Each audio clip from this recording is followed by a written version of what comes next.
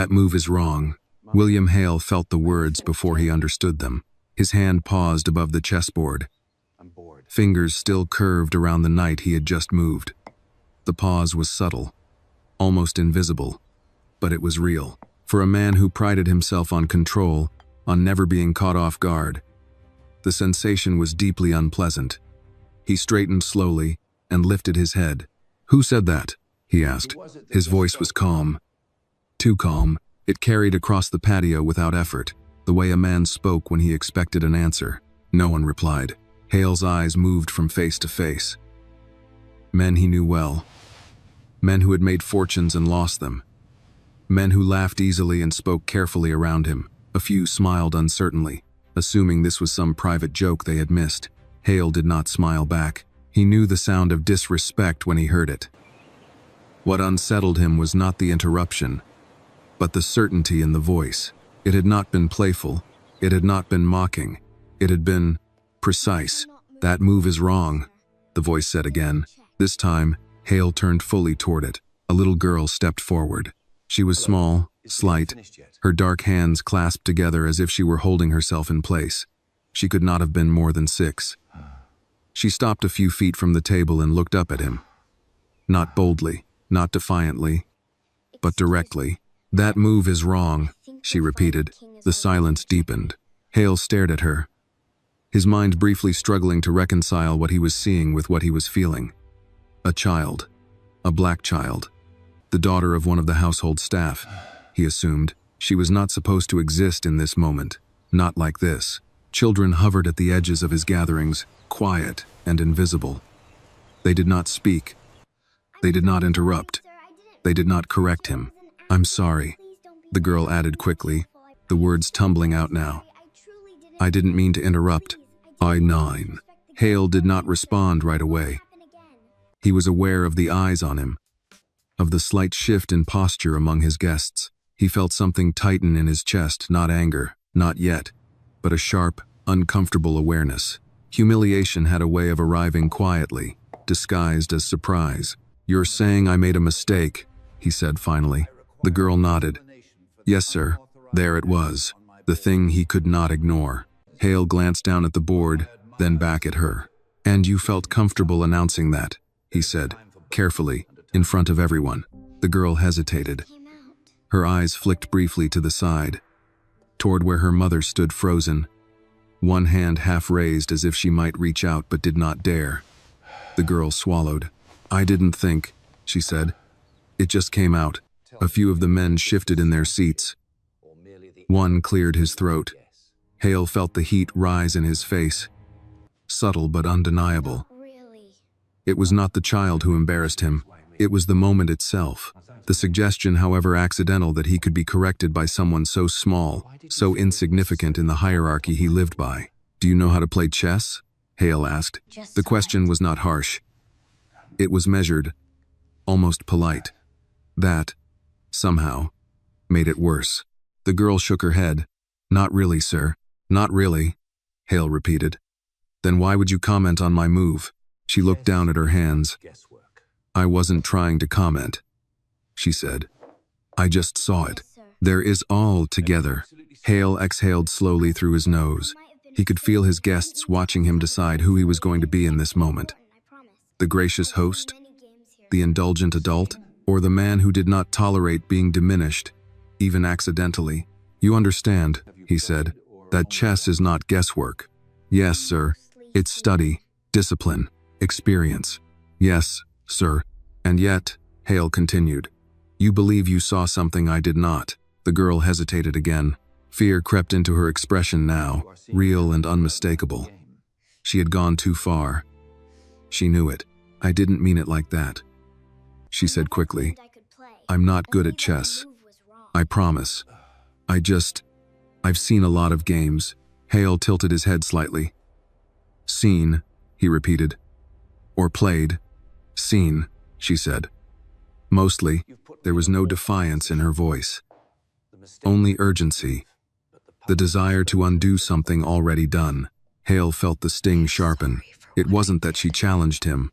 It was that she did so without even realizing it.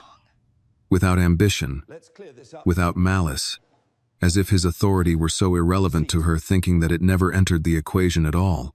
"That's quite an imagination," he said. "To think you can see errors without knowing the game." The girl's eyes filled, but she did not cry. She shook her head again. "I didn't say I could play," she said softly. "I just said the move was wrong." The words landed harder the second time. Hale straightened. The faint smiles around the table faded. He could feel the moment slipping towards something he did not like. Uncertain, unbalanced. "You've put me in an awkward position," he said, his tone still controlled. "Do you realize that?" The girl nodded, her chin trembling. "Yes, sir. I'm sorry." Her apology did not soothe him. It confirmed something he disliked even more. She understood exactly what she had done, and she had not done it out of disrespect. "Very well," Hale said after a pause. "Let's clear it up." He pulled the chair opposite him away from the table and turned it slightly, inviting and challenging at the same time. "Sit," he said. The girl's eyes widened. "No, sir, please. I don't want to." "Why not?" "Because I don't play chess," she said quickly. "And I don't want to make you angry." There it was. Not fear of losing, fear of consequence. Hale considered her. He could see the logic in her refusal. He could also see a way out for himself. "This doesn't have to be unpleasant," he said. "Think of it as a demonstration. If you're right, you'll show us. If you're wrong, we'll all move on."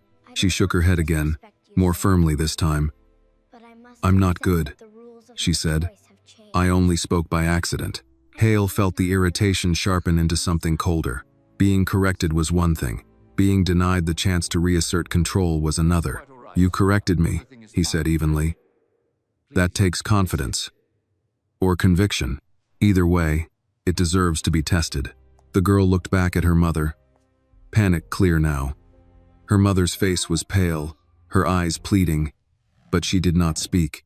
She knew better. Hale followed the girl's gaze, then looked back down at her.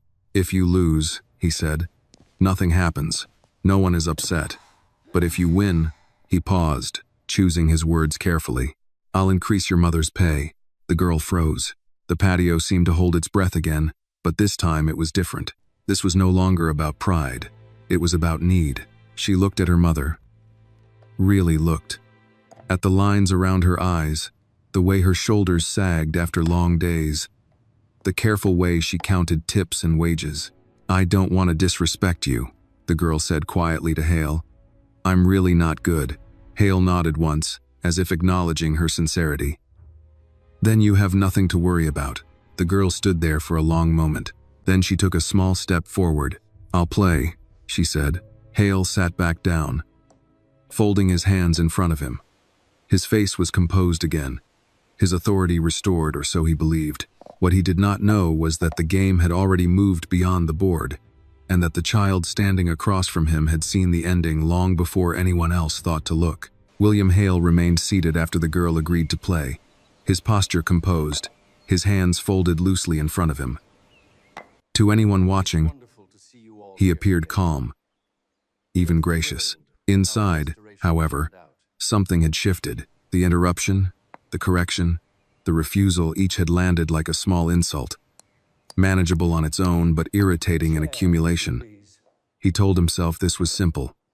A brief demonstration, a reminder of order. "Bring her a chair," he said. One of the staff moved quickly, placing a cushioned chair opposite Hale's. It was too large for Annie. When she climbed onto it, her legs dangled several inches above the ground. She sat stiffly at the edge, back straight, hands resting in her lap the way her mother had taught her. She did not touch the pieces. Hale gestured to the board. "White or black?" Annie hesitated. The question startled her. She had never been asked to choose. In the games she played alone, the sides did not matter. The board was the board. "I don't mind," she said. Hale nodded, taking white without comment. He liked to move first. He liked control from the opening. He reached out and pushed his king's pawn forward 2 squares. "Standard," someone murmured approvingly. Annie watched the move. Her eyes followed the pawn, then lifted briefly to Hale's face before returning to the board. She did not rush. When she finally moved, she mirrored him, pushing her own pawn forward with careful fingers. Hale noticed the pause. He mistook it for hesitation. "You don't have to be nervous," he said, his tone almost kind. "This isn't an exam." "Yes, sir," Annie replied. The second move came quickly from Hale. A knight developed, clean and confident. He leaned back slightly, settling into the rhythm he knew well. Around them, conversation resumed in low tones. The tension had eased. This was becoming what it should have been all along, a man indulging a child, a harmless spectacle. Annie took longer this time. Her brow furrowed slightly. She moved a bishop, not aggressively, but with intent. Hale felt a flicker of irritation. It was not the best move, but it was not a mistake either. He pressed on, building his position, guiding the game toward familiar territory. He expected her to falter. Children always did. They saw patterns, yes, but they lacked patience. They overreached. They made obvious errors. Annie did not. She responded to each move with care. Sometimes she paused for a long time, her small fingers hovering above the board as if she were listening to something no one else could hear. Other times, she moved quickly, almost decisively. Hale began to feel a faint pressure in his chest, not concern, exactly, but awareness. He leaned forward again, elbows on the table. "You've seen chess before," he said, casually. "Yes, sir." "Where?" "Here," she said. "Mostly." Hale nodded, dismissing the answer. Of course, the games, the watching, children absorbed more than adults like to admit. That explained it. That was all. By the 10th move, the board looked uncomfortable. Not lost, not dangerous, just unfamiliar. Hale frowned slightly, scanning the pieces. Annie had not attacked him directly. Instead, she had closed off space, limited his options. It was subtle. He did not like subtle. "You're playing very defensively," he observed. Annie looked up at him, startled, as if she had forgotten he was there. "I'm sorry," she said. "Should I stop?" "No," Hale replied quickly. "Continue." He felt eyes on him again. He straightened, reminding himself who he was. This was still his house, his board, his game. He made a sharper move, pushing forward aggressively, creating pressure. It was a move designed to provoke a mistake. Annie's fingers tightened in her lap. For the first time, fear crossed her face clearly. She bit her lower lip, staring at the board. Her mother, standing a few feet away, clasped her hands together. She did not intervene. She could not. Annie lifted her hand, then pulled it back, lifted it again. Hale watched closely now, his irritation mingling with something else, curiosity, perhaps, or disbelief. Finally, Annie moved. She slid a piece into position that made no immediate sense to him. A murmur rippled through the onlookers. "That's an odd choice," someone whispered. Hale allowed himself a small smile. There it was, the mistake. He saw it clearly now. He reached out, ready to capitalize. Then he stopped. He leaned closer to the board, eyes narrowing. The line he had been preparing vanished the moment he traced it forward. He tried another. That path closed too. He sat back, frowning, and looked at the board again from the beginning. Annie watched him quietly. "Interesting," Hale said at last. It was the first time he had used that word about her. He adjusted his position, choosing a safer route, one that preserved his advantage. The game continued. The conversations around them faded completely now. No one was pretending anymore. This was no longer a novelty. Hale felt it then, the unfamiliar sensation of being pressed. Not beaten, not yet, but constrained. The board seemed smaller, his options fewer. He was reacting more than acting, something he despised. "How old are you?" he asked suddenly. "6, Annie replied. "And who taught you to play?" "No one," she said. "I just figured it out." Hale almost laughed, but the sound died in his throat. He looked at her again, really looked. She was still sitting on the edge of the chair, feet swinging slightly, face serious now. She was no longer apologizing. She was thinking. "You said you weren't good," he said. "I'm not," Annie replied. I just don't like losing pieces. Hale's lips pressed together. The next few moves passed in silence. He made a trade he did not want to make, simply to relieve pressure. Annie accepted it without hesitation. Her position improved. His did not. He glanced at the guests. No one met his eyes. They were all watching the board. For the first time, Hale felt the sting of something close to embarrassment. Not because he might lose, he did not believe that yet, but because he was no longer certain. Certainty had always been his armor. Annie shifted in her chair, nervous again. I'm sorry, she said softly. Am I doing something wrong? No, Hale replied, more sharply than he intended. He caught himself and softened his tone. No, you're doing fine. Fine. The word tasted strange. He studied the board once more. Slower now, more cautious. The game had changed, and he could not quite say when. He only knew that the child across from him was no longer playing to survive. She was playing to finish, and somewhere deep inside, beneath pride and irritation and the need to maintain control, William Hale felt the first, unwelcome touch of doubt. If this moment made you feel something, pause for a second and let us know. Like this video, comment where you are watching from, and share your thoughts. And if stories about truth, justice, and quiet courage matter to you, subscribe to the channel and stay with us for the next one. William Hale had lost track of time. He noticed it only when his glass of wine, poured nearly full at the beginning of the game, sat untouched beside the board, the surface dull now, warming under the sun. The realization irritated him more than it should have. He did not like being absorbed without permission. He did not like anything that pulled him out of command. Across from him, Annie shifted slightly on the chair. Her feet swung once, then stilled. She was aware of the weight of the moment now. Not because she was winning, she did not think in those terms, but because the air had changed. The adults were quiet in a way she recognized. It was the same quiet that fell over a room when her mother opened a bill she could not yet pay. Hale studied the board again. The pieces had arranged themselves into something unfamiliar. Not chaotic. Not reckless. Structured. Intentional. The kind of position that did not shout danger but promised it later. Patiently. Hale disliked delayed consequences. He preferred clean outcomes. Immediate results. You're very calm, he said. Annie looked up. I am? Yes, he said. Most children rush. They want to see something happen. She thought about that. Things are happening, she said. Just not loud ones. The answer unsettled him. Not because it was clever, but because it was sincere. Hale made his move. A careful one. He chose safety over ambition, retreating a piece he would normally advance. It felt like yielding ground, and the sensation irritated him deeply. Annie responded almost immediately. The speed caught his attention. She had not been waiting for his move. She had been expecting it. Hale leaned back slightly, then forward again, elbows resting on the table. His eyes scanned the board, then lifted to her face. He noticed the way her gaze moved, not darting, not nervous, but purposeful. When she looked at the board, it was as if she were remembering something already known. Who do you play with? He asked. Annie shook her head. No one.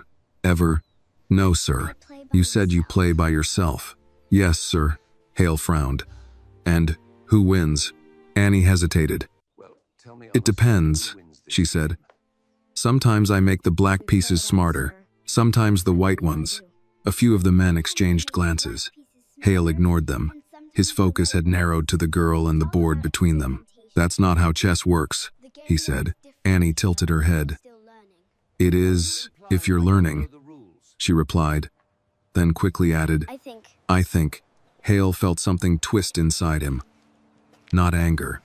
Something closer to irritation mixed with unwilling admiration. He pushed it aside.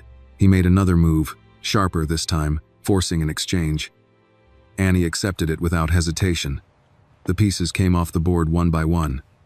Hale felt a small sense of relief. Simplification favored experience, favored him. But as the board cleared, a new discomfort emerged. Space. Annie's remaining pieces seemed to breathe easier. They occupied key squares without crowding, supporting one another in quiet ways. Hale found himself counting moves further ahead than he normally would. 5, 6, 7. Each line ended in something unsatisfying. He frowned. "You're protecting that pawn," he said. "Yes, sir." "Why?" Annie looked surprised. "Because if you take it, you lose the rook." Hale blinked. He followed the line again, slower this time. She was right. Not immediately, not obviously, but inevitably. He sat back, the chair creaking softly beneath him. Around them, the world had narrowed. No one spoke. No glasses clinked. No phones buzzed. The game had claimed the space entirely. Hale was suddenly very aware of the fact that he was being watched, not admired, evaluated. Annie shifted again, her fingers curling into the fabric of her dress. "I'm sorry," she said. "If you want me to stop." "No," Hale said quickly. Too quickly. He took a breath and softened his tone. "No. Keep going." She nodded and returned her attention to the board. The next few moves passed in silence. Hale played conservatively now, testing, probing. Annie responded with restraint. She did not chase advantages. She did not gloat. She simply adjusted, piece by piece, as if guided by an internal logic Hale could not see. "You don't seem afraid anymore," he observed. Annie paused. "I am," she said. "Just not of the board." "Of what then?" She thought for a moment. "Of doing something wrong," she said. "Of making my mom worried." Hale followed her gaze briefly to where her mother stood, rigid and pale, hands clasped together as if in prayer. The woman did not look away when Hale glanced at her. She met his eyes for a moment, then lowered her gaze. Hale felt an unexpected pinch of discomfort. He dismissed it. "You understand," he said, "that this is just a game." "Oh," Annie nodded. "Yes, sir." "And yet," Hale continued, "you're taking it very seriously." "Yes, sir." "Why?" she answered without hesitation. "Because you are." The words landed softly, but they struck with precision. Hale's jaw tightened. He looked back at the board, at the position unfolding beneath his hands. He had played dozens of games here, hundreds perhaps, always from a position of leisure. Chess had been something to enjoy, something to win casually, something that affirmed what he already believed about himself. This game was different. He made a move that surprised even him. An aggressive thrust, sacrificing structure for initiative. It was a statement, a refusal to be slowly contained. Annie stared at the board, her eyes widening slightly. For the first time, she did not move right away. Hale watched her carefully now. He saw the fear return, faint but real. He saw her lips pressed together, her breathing slow. He felt a flicker of satisfaction. There. That was more like it. Minutes passed. Finally, Annie lifted her hand. Then she lowered it. Then she lifted it again. "I might be wrong," she said quietly. Hale said nothing. "But if I don't move this," she continued, "then everything else stops working." She slid her piece forward. The move was quiet, unassuming. Hale stared at it. Then he leaned in, eyes narrowing, tracing lines again. His aggressive thrust stalled. His initiative dissolved. The sacrifice he had made now looked unnecessary. Worse, it looked foolish. A murmur rippled through the onlookers. Hale sat back. For the first time since the game began, his heart beat a little faster. He looked at Annie, really looked at her, and saw not a child playing a game, but a mind operating at a level he had not anticipated. Not mimicking, not reacting, creating. "This position," he said slowly. "Where did you learn it?" Annie shrugged. "I didn't." Hale's fingers curled against the arm of his chair. "You didn't learn it," he repeated. "No, sir." "Then how did you find it?" She hesitated. Then she said, almost apologetically, "It was already there." Something in Hale's expression shifted.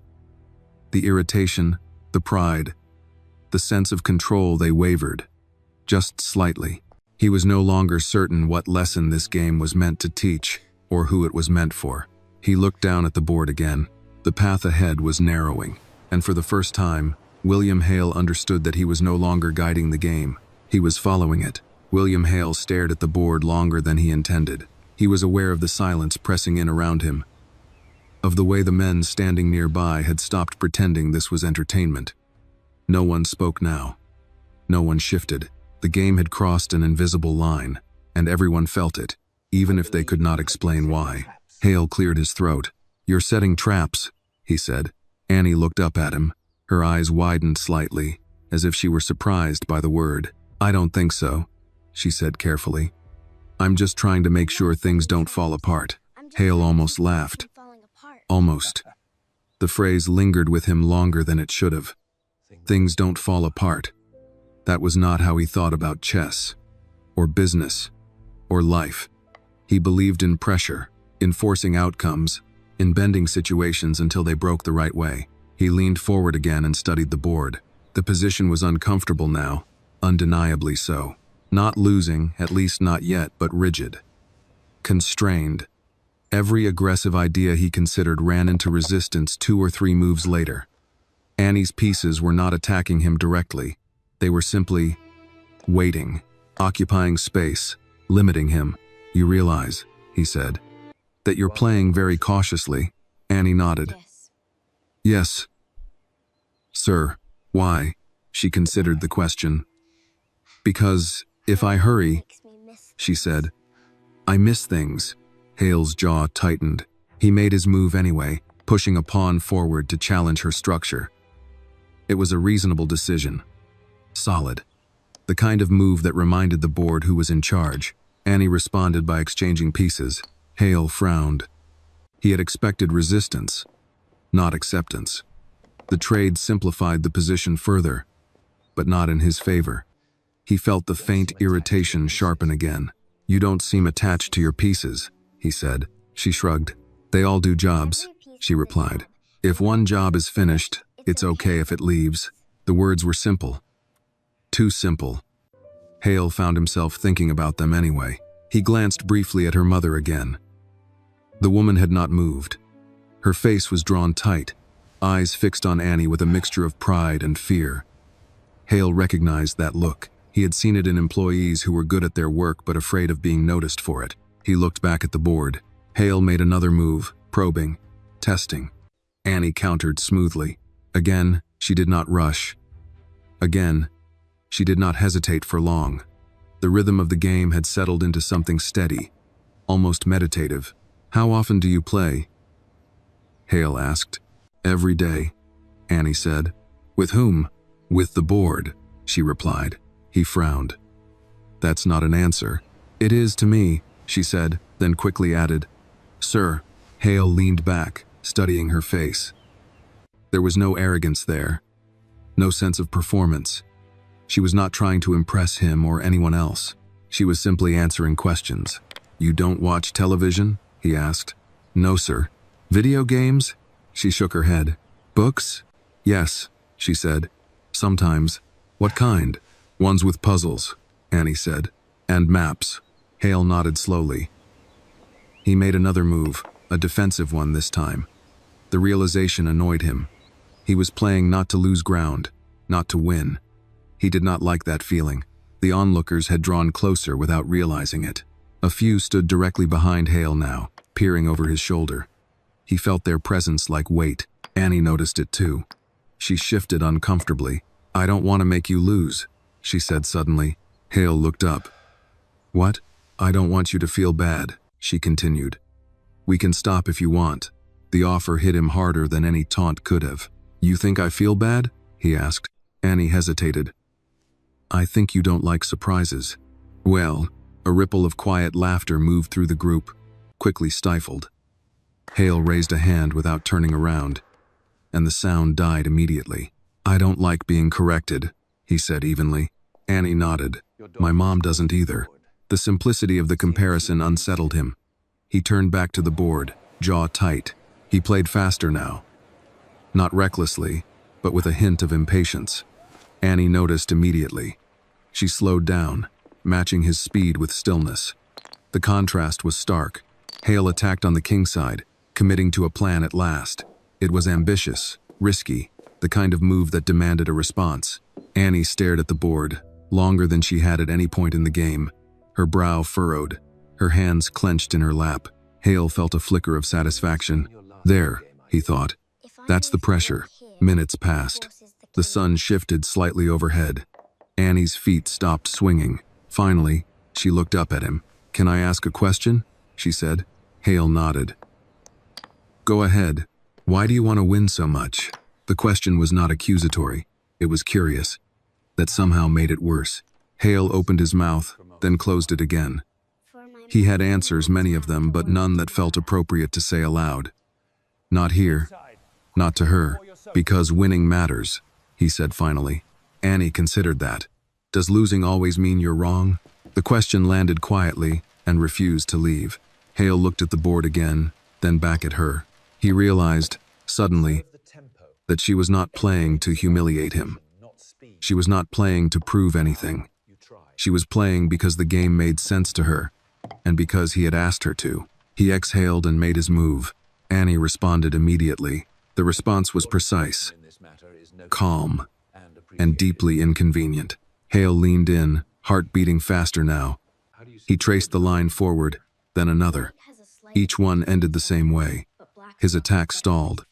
Worse, it exposed weaknesses he could not easily fix. He sat back slowly. Someone behind him whispered, "Careful." Hale ignored them. "You saw that coming," he said to Annie. "Yes, sir." "How many moves?" She shrugged. 3, maybe 4. Hale felt the room tilt slightly. He had seen it one move ahead. At best, the gap between them widened in his mind, no longer deniable. "You really don't think you're good at chess," he said. Annie shook her head. "I think chess is good," she said. "I just listen." Hale looked down at the board again. For the first time, the possibility he had refused to acknowledge took shape clearly in his mind. He might not be playing a child who had been lucky. He might be playing a child who understood something he did not. And that realization, more than the position on the board, made his hands feel suddenly unsteady. William Hale had always believed that composure was a form of strength. It was what separated men like him from men who reacted too quickly, spoke too loudly, revealed too much. Sitting across from Annie now, he drew on that belief deliberately. He straightened his back, adjusted his cufflinks, and forced his breathing into a steady rhythm. Whatever this game had become, he would not allow it to turn him into something smaller. "Let's slow this down," he said. Annie looked up at him, uncertain. "Okay." Hale studied the board carefully. Let's slow this down. The position was tense, but not yet decisive. That mattered. He reminded himself of something else as well. She was 6 years old. No matter how unusual her instincts might be, no child could maintain focus forever. Fatigue would come. Mistakes would follow. He made a quiet move, one designed not to threaten but to wait. Annie noticed immediately. She frowned, then glanced up at him. "Are we resting?" The question startled a few soft chuckles from the onlookers. Hale ignored them. "No," he said evenly. "We're thinking." Annie nodded and returned her attention to the board.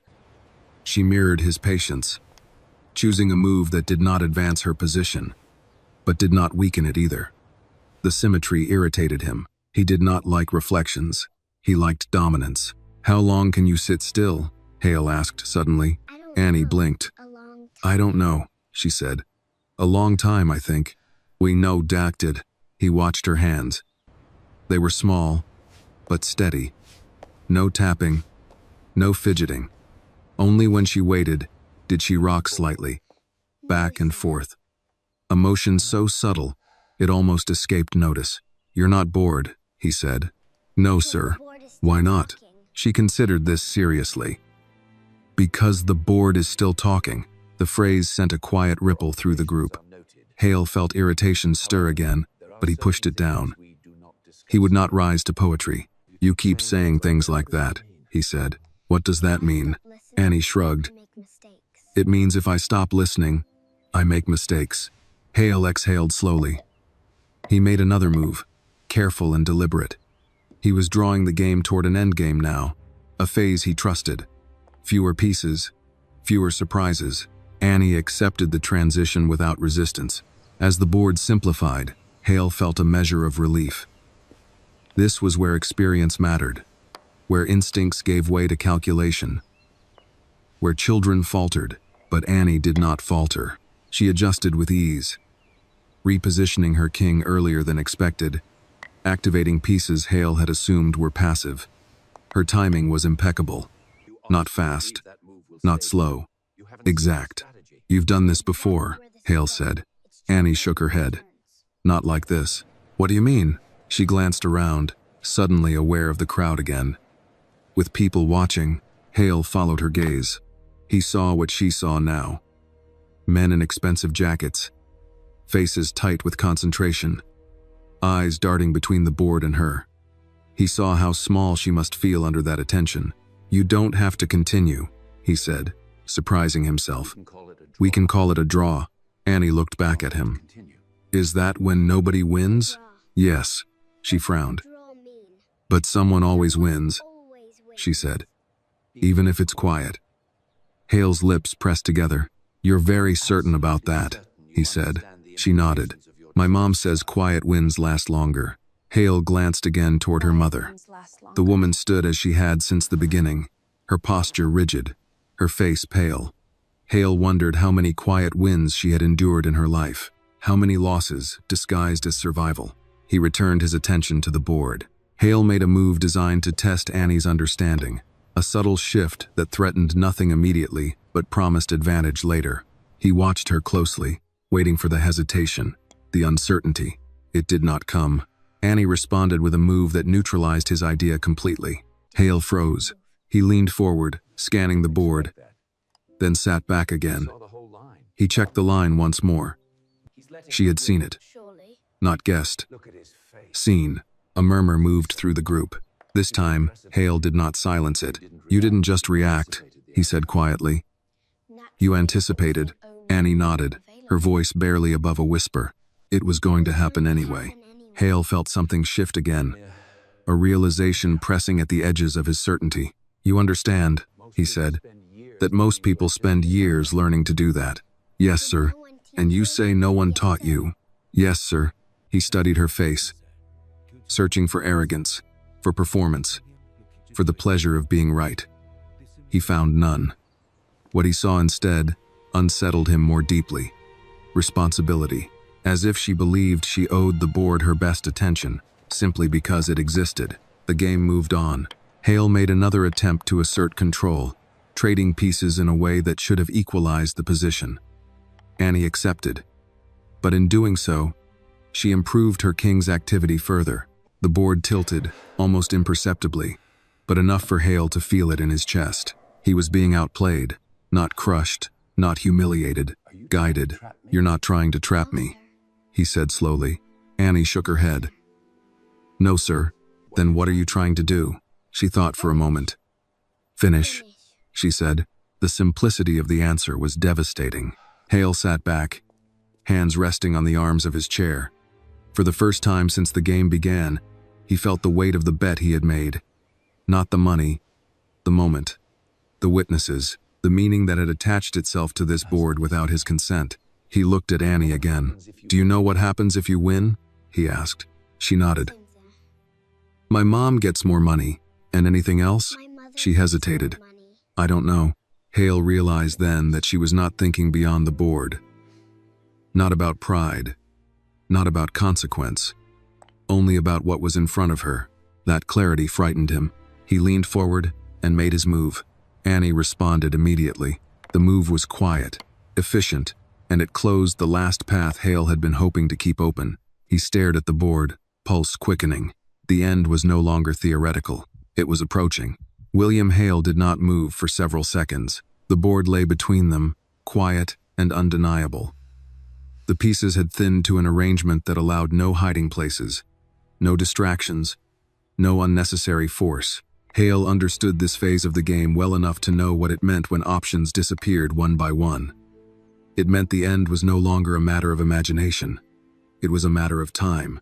He inhaled slowly, then exhaled through his nose. You've simplified everything, he said. Annie nodded. It's easier to see this way. Hale studied her face. She was no longer apologizing. She was no longer shrinking. She was not smiling either. Her expression held a kind of seriousness he associated with people much older than 6 people who had learned early that attention was a responsibility, not a reward. You understand, Hale said, that endgames are about precision. Yes, sir. And mistakes, he continued, are punished. I numb. Annie's fingers tightened slightly in her lap. I know. Hale made his move. It was the best he had. A king maneuver designed to contest space, to force activity. As soon as his hand left the piece, he knew it was not enough. But knowing and admitting were different things. Annie leaned forward. Her eyes traced the board in silence. She did not rush. She did not hesitate for long either. When she moved, it was decisive. Hale felt his stomach tighten. That closes it, he said quietly. Annie looked up at him, alarmed. Did I do something wrong? No, Hale replied. You did exactly what you should have done. The words surprised both of them. He leaned back in his chair, fingers steepled, eyes fixed on the board. For the first time since the game began, he allowed himself to think not as a host, not as a man managing appearances, but as a player facing reality. You've taken away my counterplay, he said. I can't attack. I can't wait. I can only respond. Ajay. Annie nodded, relief flickering across her face. That's what I was hoping. Hale almost laughed. Almost. Around them, the guests had grown utterly still. No one pretended anymore. This was not a child amusing a room. This was something else. Something rarer. Hale made another move, slower this time. Annie responded immediately. The sound of the piece settling into place felt louder than it should have. Hale stared at the board again, then closed his eyes briefly. He opened them and looked at her. How did you see this? He asked. Annie hesitated. She searched for the right words. It's like cleaning, she said finally. If you don't do it in the right order, it takes longer, and you miss spots. Hale absorbed that in silence. You're talking about structure, he said. Yes, Annie replied, but also patience. Hale nodded slowly. The concept was not foreign to him. He had built companies on patience, on long-term thinking, and yet, here, he had failed to apply it. He had underestimated the board. And her. He looked down again. The next few moves were forced. Hale knew it. Annie knew it. The inevitability pressed in on him, uncomfortable and unmistakable. He had always believed that losing was something that happened to other people, careless people, impatient people. He had built his life on avoiding it. He felt the eyes on him again, not judging, waiting. Hale moved. Annie responded. Check, she said softly. The word landed with quiet authority. Hale stared at the position. He scanned every square, every possibility. He saw none that saved him. His king was boxed in, not by brute force, but by absence of options.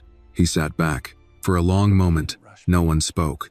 Hale's chest felt tight, not with anger, not with humiliation, but with something far more unsettling. Recognition. You didn't rush me, he said.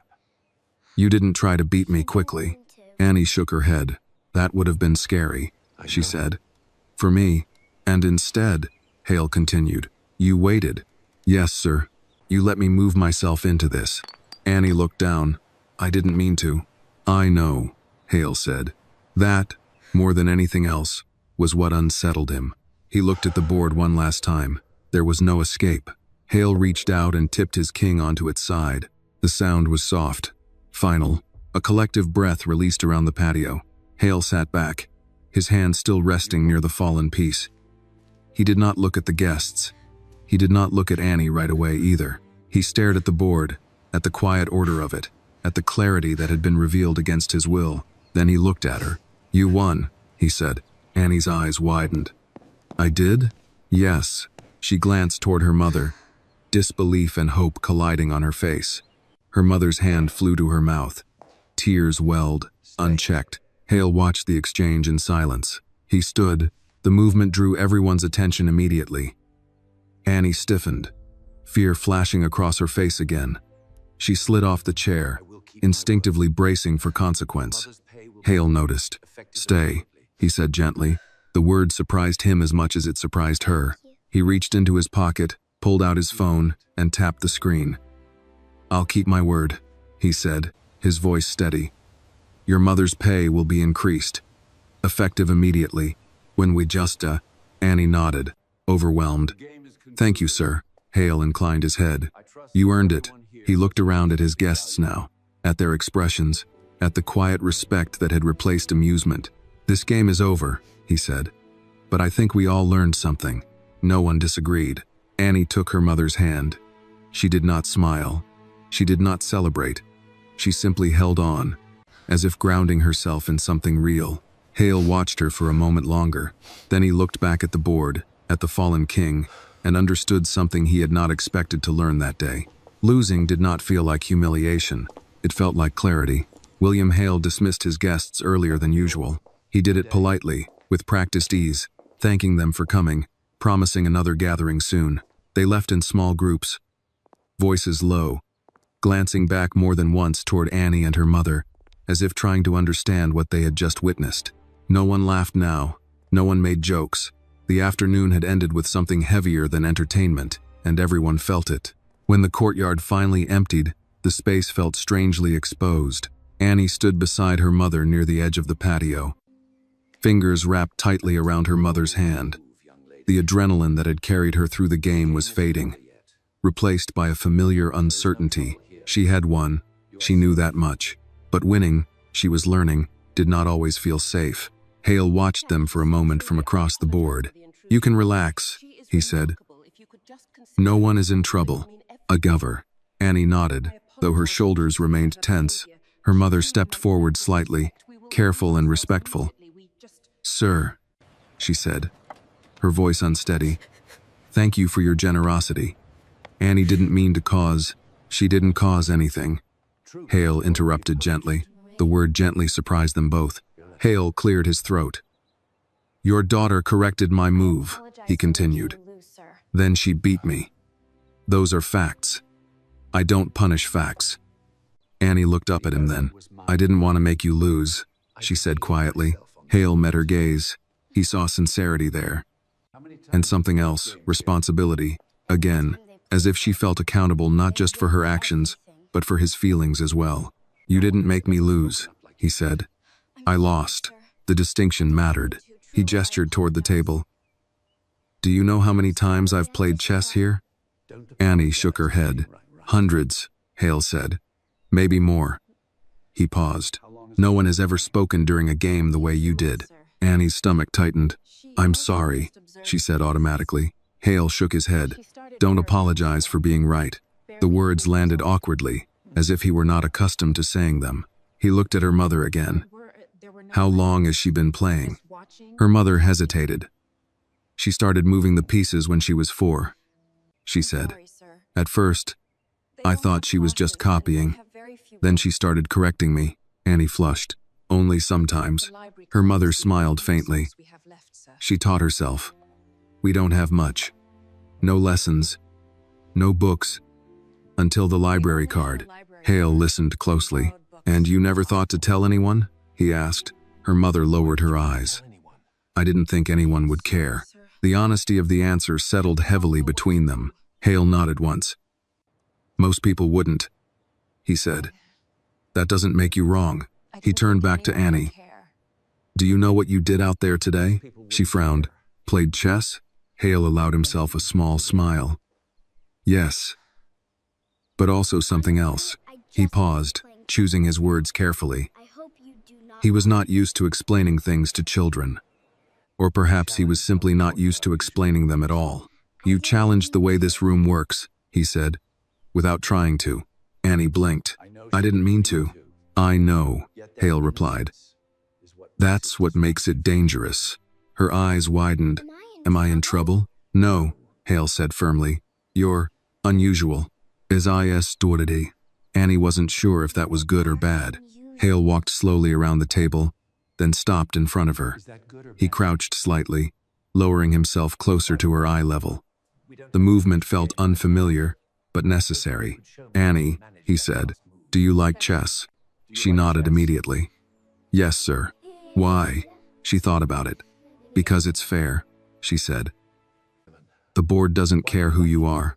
Hale felt the truth of that settle into him more deeply than he expected. You're right, he said. People care. Boards don't. He straightened and looked back at the table one last time. The pieces were still arranged in their final positions, the fallen king lying on its side, a quiet monument. I want to ask you something, he said. Annie stiffened again. Okay. Would you like to play again sometime? Hale asked. Not like this, not for a crowd. Annie hesitated. She glanced at her mother, who looked just as uncertain. Just to learn, Hale added, on both sides. 8. Annie considered this. I don't know all the rules, she said. Sometimes I make them up. Hale nodded. So do most people, he said. They just don't admit it. She smiled, just a little. I would like that, Annie said finally, as long as my mom is here. Hale inclined his head. Of course. A quiet settled over them, different from before. Not tense. Reflective. I should go clean the board, Annie said after a moment, instinct reasserting itself. Hale stopped her with a raised hand. Leave it, he said. For today. She looked at the pieces, uncertain.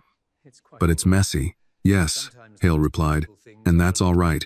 Annie nodded, accepting the answer even if she didn't fully understand it. As she and her mother turned to leave, Hale watched them go. He felt something unfamiliar tug at him, not regret. Exactly, but awareness, a sense that something small had shifted in a way that would not easily shift back. Before they reached the edge of the courtyard, he spoke again. Annie, she turned. You didn't just win a game today, he said. You reminded me of something I forgot. What? She asked. Hale considered the question, then answered honestly.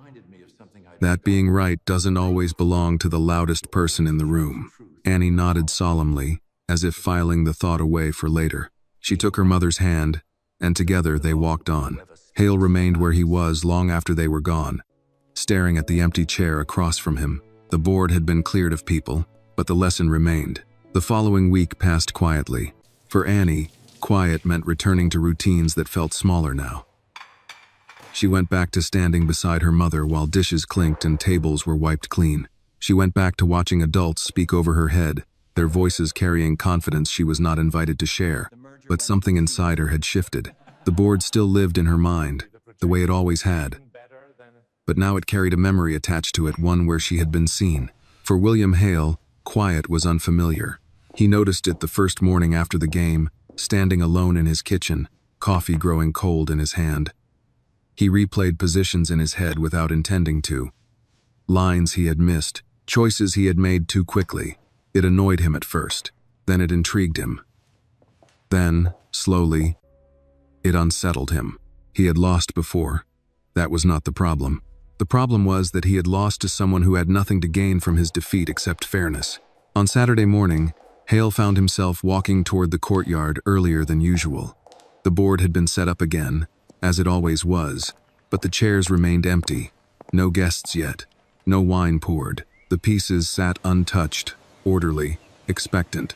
He stood there for a long moment, hands clasped behind his back. You're early, a voice said. Hale turned. Annie's mother stood a few steps away, holding a small bag of cleaning supplies. Annie was beside her, hair neatly braided, dress simple and clean. She froze when she saw Hale, instinctively stepping closer to her mother. Yes, Hale said. So are you. Annie's mother smiled politely. I didn't know if you'd want the board ready. Hale shook his head. Leave it as it is. Annie glanced at the pieces, then quickly looked away. She remembered what he had said last time. Leave it.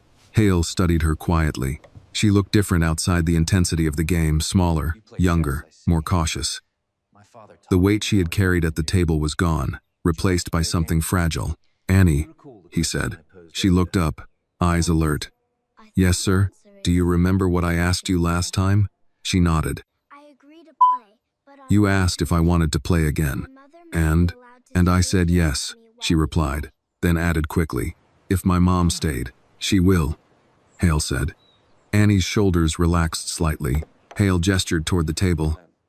No audience today, he said. No wager. Just the board. Annie hesitated. She looked at her mother, who nodded encouragingly. "Go ahead," her mother said softly. "I'll be right here." Annie walked to the chair, climbing up carefully. This time, Hale waited until she was settled before sitting himself. He did not take White immediately. Instead, he looked at her. "Which side do you want?" he asked. Annie blinked, surprised. "I can choose?" "Yes, is today." She studied the board for a moment. "Black," she said. Hale nodded and took White again. But this time the choice felt different. Less automatic, less assured. They began. The opening unfolded more slowly than before. Hale played deliberately, testing ideas rather than asserting them. Annie responded with the same quiet confidence he had come to recognize. But there was a difference too. She was more cautious now, less fluid, as if something weighed on her. "You're thinking too much," Hale said gently. Annie looked up, startled. "I am?" "Yes," he replied. "Last time, you trusted yourself." She frowned. "Last time, I was scared. And now, I don't want to do it wrong." Hale paused, his hand hovering above the board. The statement landed heavier than he expected. "Do you know," he said slowly, "how many people stop being good at things because they're afraid of doing them wrong?" Annie shook her head. "Most," Hale said. She thought about that, then nodded as if it made sense. He made his move. Annie responded, more slowly now, but with intention. The rhythm returned, tentative at first, then steadier. Hale watched closely, noticing details he had ignored before. The way she tilted her head when calculating, the way she exhaled before committing to a move, the faint tapping of her thumb against the chair when something felt uncertain. "You see patterns," he said. "Yes," Annie replied, "but sometimes I don't know what they mean." "That's all right," Hale said. "Neither do most adults." She smiled faintly at that. The game progressed without drama. No gasps, no murmurs. Just two minds working quietly across 64 squares. Hale found himself enjoying it in a way he had not expected. There was no performance here. No need to win quickly. Only understanding. "Why did you say chess was fair?" Hale asked after a while. Annie paused before moving. "Because it doesn't care who your parents are," she said, "or how old you are, or if you're quiet." Hale absorbed that. He made a mistake. Not a dramatic one, just a small inaccuracy. Annie noticed immediately, but she did not speak this time. She simply adjusted her play, gently increasing pressure. Hale smiled. "You saw that," he said. Annie nodded. "Yes, sir." "Why didn't you say anything?" She shrugged. "You didn't ask." The answer pleased him more than he cared to admit. The game ended in a draw. They both saw it coming several moves before it happened. Hale could have forced something. Annie could have pushed harder. Neither did. When they shook hands, the gesture felt less ceremonial and more sincere. "That was good," Hale said. Annie nodded. "Yes, sir. You're learning restraint," he added. She frowned. "Is that good?" "Very," Hale replied. "Especially for someone who sees so much." Her mother approached then, careful not to interrupt too sharply. "Annie," she said, "it's time to finish up." Annie slid off the chair, glancing once more at the board. "Thank you," she said to Hale. "For what?" "For listening," Annie replied. Hale watched her walk away, her steps lighter than before. He remained seated for a long moment after they left, staring at the board. For the first time in years, he felt something rare and valuable stirring beneath his ambition. Respect. By the third Saturday, the routine had settled into something quietly predictable. Annie arrived with her mother just before noon. Hale was already there, standing near the board, sleeves rolled up, jacket nowhere in sight. The formality that once defined his weekends had softened, replaced by something closer to intention. He nodded when he saw them, a small acknowledgement that carried more meaning than any greeting. "You're early," Annie said, climbing onto the chair without being asked. "So are you," Hale replied. Her mother lingered at a respectful distance, pretending to organize supplies while watching closely. She trusted this place more than she had before, but trust, she knew, was something that grew slowly, or not at all. They began without ceremony. Hale played white again, but this time, the opening was unfamiliar, quiet, flexible, designed to invite response rather than impose control. Annie noticed immediately. She did not mirror him. She chose her own path, one that curved away from his expectations. "You're experimenting," Annie said. "Yes," Hale replied. "Are you?" She considered. "I think so." The board filled with tension that felt different from the first game they had played. Less dramatic, more thoughtful. Hale was no longer trying to test her. Annie was no longer trying to survive him. They were learning each other's rhythms now, where impatience lived, where confidence turned brittle. Halfway through the opening, Annie paused longer than usual. "What is it?" Hale asked. She pointed, not touching the piece. "There," she said. "If I move that, something bad happens later." Hale followed her line. "Yes," he said. "But if you don't move it, something bad happens sooner." Annie frowned. "Then which is better?" Hale smiled slightly. "That," he said, "depends on what you're willing to accept." She sat back, thinking. "I don't like bad things later," she said finally. "They surprise you." Hale nodded. "Most people feel that way." She moved. The choice was conservative, protective. Hale respected it even as he adjusted his own plan. He felt something unfamiliar then, not the satisfaction of control, but the pleasure of conversation. Each move was a sentence, each pause, a question. "You don't tell me what to do anymore," Annie observed. "No," Hale agreed. "I tell you what I see." "Why?" "Because," he said, "you don't need permission to think. It is out." The words settled into her quietly. She nodded and returned her attention to the board. The game deepened. Annie made a small mistake. Not catastrophic, but real. Hale saw it immediately. He also saw the way her shoulders tightened, the way her breath caught as soon as the piece left her fingers. She knew Hale did not exploit it right away. Instead, he made a move that maintained pressure without punishing her. It was a choice, one he was conscious of. Annie looked up at him. "You could have taken that." "Yes," Hale said. "Why didn't you?" He considered the question. "Because," he said slowly, "I wanted to see what you'd do next." Her eyes narrowed slightly. "Not suspicious, curious. Is that fair?" she asked. "That depends," Hale replied, "on whether you think fairness means winning at all costs." She thought about that for a long moment. Then she nodded. "Okay." She corrected the mistake herself 2 moves later, cleverly, quietly. Hale smiled, this time without restraint. "Well done," he said. Her face lit briefly. Then she caught herself, glancing toward her mother as if checking whether it was safe to be pleased. Hale noticed. "You don't have to hide that," he said gently. Annie shrugged. "It's easier." Hale understood more than he liked. As the game approached its middle phase, footsteps echoed faintly from the far side of the courtyard. 2 men entered, friends of Hale's, arriving early, voices already rising with casual laughter. They stopped when they saw the board, the child, the stillness. Hale did not look up. Annie did. Her hands stilled. The confidence she had been building faltered, just slightly. "It's okay," Hale said without turning. "They can wait." The men hesitated, surprised. One of them opened his mouth to speak, then closed it again when Hale raised a hand. "Later," Hale said calmly. They withdrew, murmuring among themselves. Annie exhaled. "Does that bother you?" she asked. "What?" "That they had to wait."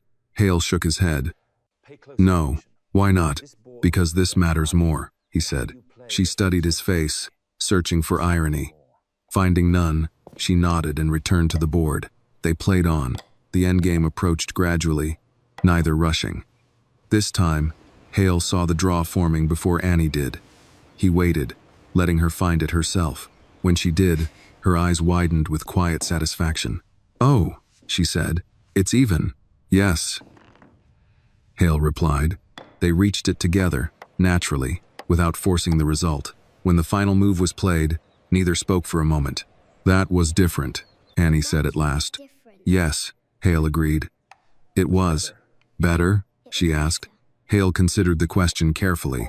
"More honest," he said. She accepted that. Her mother approached, smiling now, a softness in her expression that had not been there before. "Annie," she said. "It's time."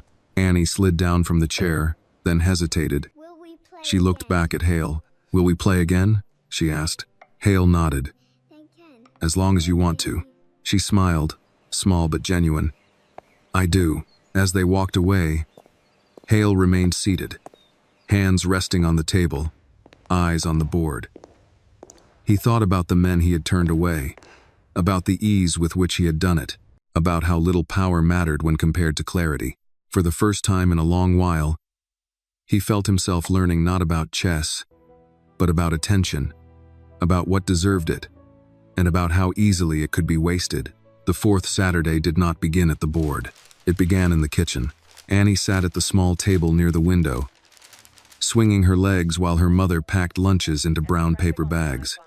The radio hummed softly in the background, a familiar voice talking about traffic and weather. It was an ordinary morning, but Annie felt different inside it.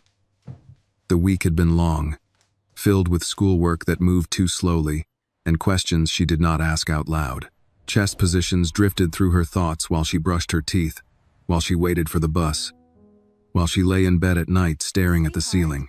"You're thinking again," her mother said gently, folding the top of a bag. Annie looked up. "I always think," her mother smiled. "You think louder lately." Annie considered that. "Is that bad?" "No," her mother said. "Just new." They walked to the estate together, the same path they always took. Annie noticed details she had ignored before. The way the gravel sounded under their shoes, the way the trees leaned slightly toward the courtyard as if listening. When they arrived, Hale was already there, standing beside the board, speaking quietly with a man Annie did not recognize. The man was older, gray at the temples, his posture relaxed in a way that suggested comfort rather than confidence. He wore no jacket, just a simple shirt with the sleeves rolled up. Hale turned when he saw Annie. "Good morning," he said. "Good morning, sir," Annie replied. "This is Thomas," Hale said. "A friend of mine." Thomas smiled at Annie. "You must be the young woman I've been hearing about." Annie shifted, unsure how to respond. "She's not here to perform," Hale said evenly. Thomas raised his hands in surrender. "Of course not." Annie watched the exchange carefully. She noticed something she had not noticed before. Hale's tone. It was protective, not loud, not dramatic, just firm. "Do you want to play today?" Hale asked her. Annie nodded. "Yes." "Good," he said. "Thomas will watch." Quietly, Thomas nodded. "I can do quiet." They began. From the first move, Annie sensed something was different. Hale played with a new restraint, one that felt intentional rather than cautious. He was not testing her now. He was listening. Each move came with a pause, not to calculate, but to consider. Annie responded in kind. The board filled with familiar shapes, but the feeling was new. Annie felt less afraid of being wrong. When she hesitated, she allowed herself the time to understand why. When she made a move she was unsure about, she did not rush to apologize. "You're taking space," Hale observed. Annie nodded. "I need it." "That's reasonable," he replied. Thomas leaned slightly closer, his eyes following the pieces. "She's not playing like a child," he said quietly. "No," Hale said. "She never has. Thank you for watching. We'll see you have decided." The comment warmed Annie and frightened her at the same time. Being seen was good. Being seen clearly felt dangerous. Midway through the game, Annie made a move that surprised even herself. It was not perfect. It was bold. Hale noticed immediately. "Why that?" he asked. Annie stared at the board. "I wanted to see what would happen," she said. "If I didn't protect everything." Hale studied the position, then nodded. "That's how people learn to trust themselves." Thomas raised an eyebrow. "You're teaching now?" Hale did not look at him. "I'm learning." The game tightened. Annie felt the pressure build again. But this time it did not frighten her. It focused her. She began to see further ahead, not because she tried to, but because the patterns unfolded naturally. Hale made a small mistake. Annie saw it immediately. She froze. The old instinct rose up fast. Don't correct, don't expose, don't embarrass. She felt it in her chest. tightening, urging silence. She looked up at Hale, then at her mother standing nearby. Hale noticed her hesitation. "What is it?" he asked. Annie swallowed. You left something open." Hale leaned forward. "Show me." She pointed, carefully, not touching the piece. Hale followed her line. His eyes widened just slightly. "You're right," he said. Thomas let out a low whistle. "That would have cost you." Hale nodded. "It would have." Annie waited for the moment to turn sharp. It did not. Hale adjusted his position and continued. "Thank you," he said. The words landed softly but changed something fundamental. Annie felt it like a door opening. They played on. The game grew complex, then resolved slowly into an ending neither had planned but both recognized. This time, Annie pressed harder. Not out of ambition, but clarity. Hale responded with precision. They reached a position where only patience remained. Thomas leaned back, folding his arms. "You don't play to dominate," he said to Annie. "You play to understand." Annie nodded. "If I understand, I don't panic." Hale smiled faintly. The game ended in a draw again, but it felt different from the last. Not equal, balanced. When they stood, Hale extended his hand to Annie. She took it without hesitation. "Well played," he said. "Thank you," she replied. Thomas cleared his throat. "You realize," he said to Hale, "that you're sitting across from something rare." Hale nodded. "Yes, and you're doing what with it?" Thomas asked. Hale looked at Annie, then at her mother. "Making sure it doesn't get crushed." Annie's mother inhaled sharply. She did not speak, but her eyes shone. As Annie gathered herself to leave, Hale spoke again. "Next week," he said, "I'd like to show you something." Annie paused. "What?" "Games played by people who came before you," Hale said. "Not so you can copy them. So you can see where you're different." Annie considered that. "Okay," she said, "as long as I don't have to be like them." Hale smiled. "I wouldn't want that." As she and her mother walked away, Annie felt something settle into place inside her.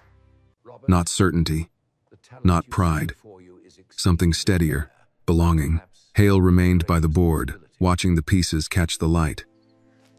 Thomas stood beside him in silence for a moment. "You know," Thomas said finally, "this will change things." Hale nodded. "It already has." He looked down at the board once more, at the quiet geometry of it, and felt something he had not expected when this all began. Responsibility. By the time the fifth Saturday arrived, Annie understood that something important was changing. She could feel it in the way her mother moved through the house that morning, lighter, less careful, as if the walls themselves were listening differently. The extra money had helped. Yes, groceries were bought without counting every dollar. The rent envelope no longer sat untouched on the counter like a quiet threat. But it was more than that. It was the sense that someone, somewhere, had decided they mattered. Annie did not have words for it. She just felt steadier. When they reached the estate, Hale was not in the courtyard. Instead, a staff member led them inside, through halls Annie had only glimpsed in passing. The house was quieter here, insulated from echoes and laughter, from the performative energy of the weekends. They stopped outside a small room with a wide table and a single window. Hale stood inside, arranging books. He looked up when they entered. "Good," he said. "You're on time." Annie stepped forward cautiously. The room smelled faintly of old paper and wood polish. The table was covered with chessboards, notebooks, and stacks of books with worn spines. Not decorations, tools. "What is this?" Annie asked. "A library," Hale replied. "And a workspace." Her mother stiffened slightly. "Sir, you're welcome to stay," Hale said immediately. "Both of you. Is one." That mattered. Annie walked closer, eyes scanning the books. Some were thick, heavy with diagrams. Others were thinner, pages marked with handwritten notes. Hale pulled one out and placed it in front of her. "This," he said, "is a game played over 100 years ago." Annie looked down at the board printed on the page. The pieces were arranged in a way she had never seen before. It intrigued her immediately. "Who won?" she asked. Hale smiled. "That's the wrong question." Annie frowned. "Then what's the right one?" "Why did it end the way it did?" Hale replied. They sat, not across from each other this time, but beside one another, the board between them. Hale moved slowly, replaying the game one move at a time. Annie followed, her finger hovering over the page, tracing lines she sensed more than understood. This player, Hale said, was brilliant, but he was impatient. Annie nodded. He moves like he's scared of waiting. Hale looked at her, surprised. Exactly. Dine, they continued. The game unfolded like a story, choices compounding, consequences stacking quietly. Annie asked questions. Hale answered some and let others sit unanswered. What would you do here? Hale asked at one point. Annie studied the position. I wouldn't do what he did, she said. Why not? Because he wanted to finish too badly, she replied. He stopped listening. Hale leaned back slightly.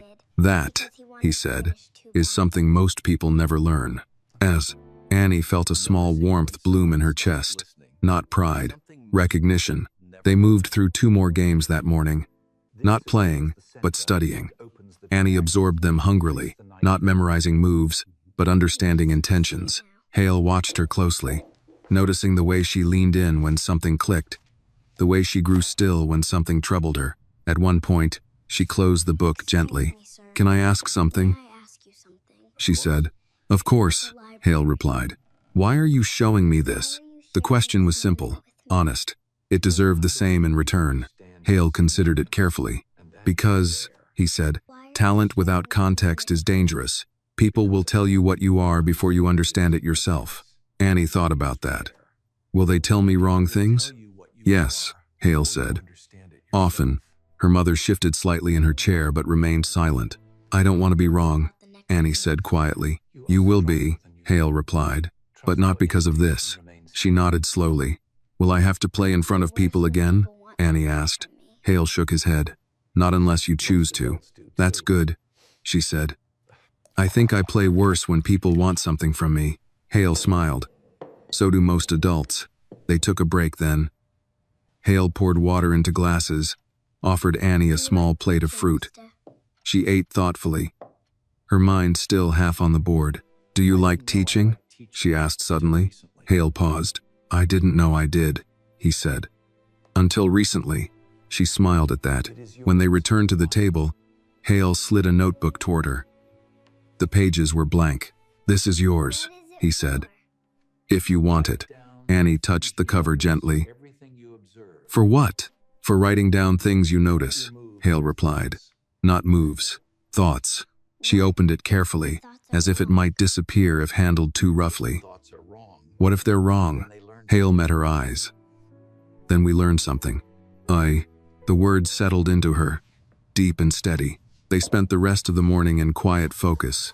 No audience, no pressure, just attention. When it was time to leave, Annie gathered the notebook, and one book Hale insisted she borrow. Her mother thanked him softly, emotion thick in her voice. At the door, Annie turned back. Mr. Hale? Yes? Do you think I'm strange? The question caught him off guard. He crouched slightly so they were closer to eye level. No, he said.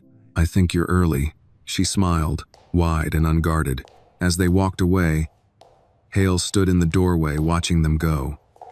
He felt the familiar pull of control, of ambition, of shaping outcomes. But alongside it now lived something heavier, something that demanded restraint. He had opened a door, and once opened, it would be his responsibility to make sure it did not quietly close behind her. The 6th Saturday arrived with rain. It fell steadily. Not hard enough to announce itself, but persistent enough to soften the edges of everything it touched. The courtyard lay empty, the chessboard covered, the stone chairs damp and unused. Annie noticed this immediately when she arrived with her mother, a quiet disappointment settling in her chest. We won't be outside today, her mother said gently. Annie nodded, though she had hoped otherwise. The board felt different outdoors, bigger somehow, but she followed her mother inside without complaint, wiping her shoes carefully on the mat, just as she always did. Hale was waiting near the study. He had not dressed for guests. No jacket, no watch. Just a simple sweater and dark slacks, his sleeves pushed up slightly, as if he had already been working. Good morning, he said. Good morning, sir, Annie replied. I thought, Hale continued, that today we might talk. Annie frowned slightly. About chess? About you, he said. And chess. And what happens when the two start to overlap? They entered the study. The room was warm. The sound of rain tapping gently against the window. A single board sat on the table, already arranged not in the middle of a game, but at the beginning. Annie climbed onto the chair, resting her hands on her knees. I don't want you to feel like you owe me anything, Hale said as he sat across from her. Not games, not improvement, not gratitude. I could sighed. Annie looked up, confused. I don't. I know, Hale replied. But people will try to make you feel that way. She considered this. Like when people clap? Yes, Hale said. Exactly like that. Annie nodded slowly. He gestured to the board. Let's play, he said. But this time, I want you to talk. She blinked.